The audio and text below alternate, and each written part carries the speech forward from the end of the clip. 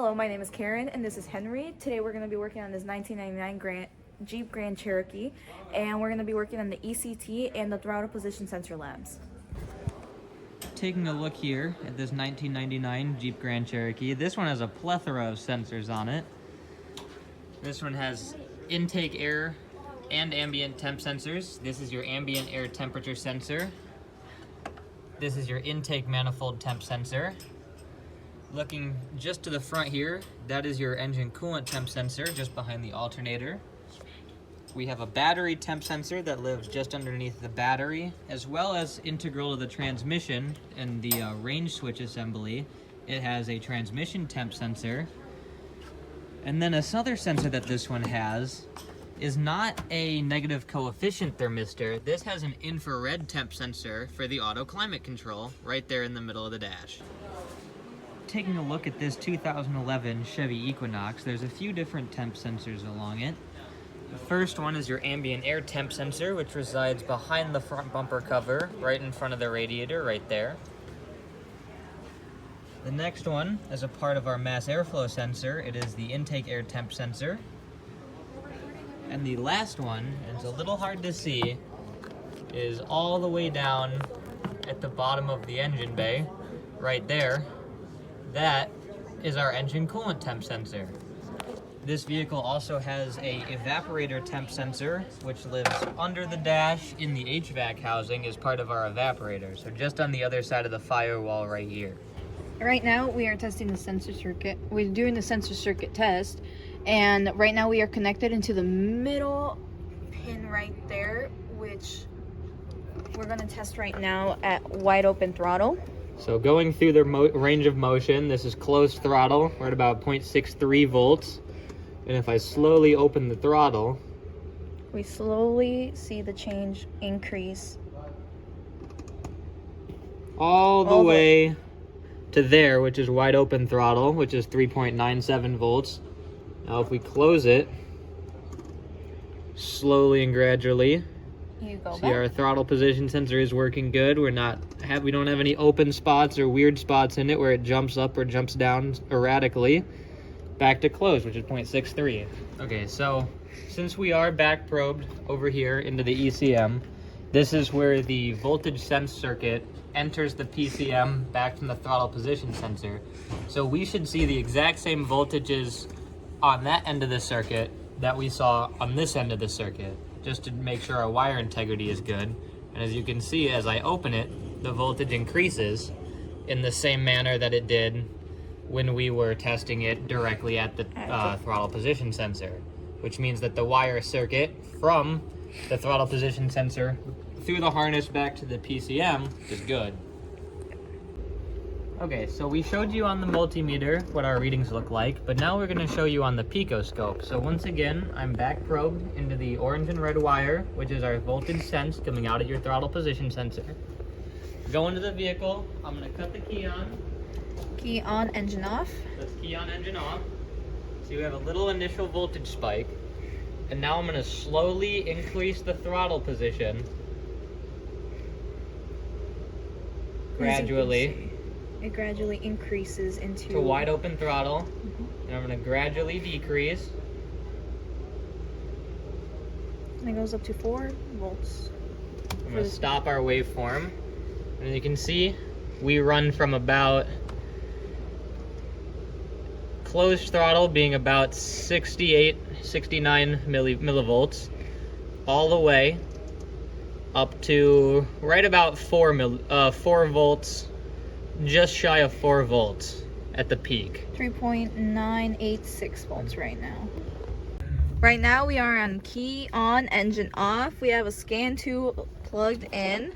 Henry is going to explain. And right now we do have a customer complaint of a coolant temp sensor that is malfunctioning. Looking at our codes, we currently have no fault codes. Looking at live data, we were told that it was previously noted that the coolant temp sensor was open circuit voltage, so extremely high, and it was reading -40. However, right now, we'll go scrolling through some of our live data PIDs. Looking at engine coolant temp sensor, we are currently at 68 degrees which matches with both our intake air temp sensor as well as our ambient temp sensor. So right now it appears our engine coolant temp sensor is functioning correctly.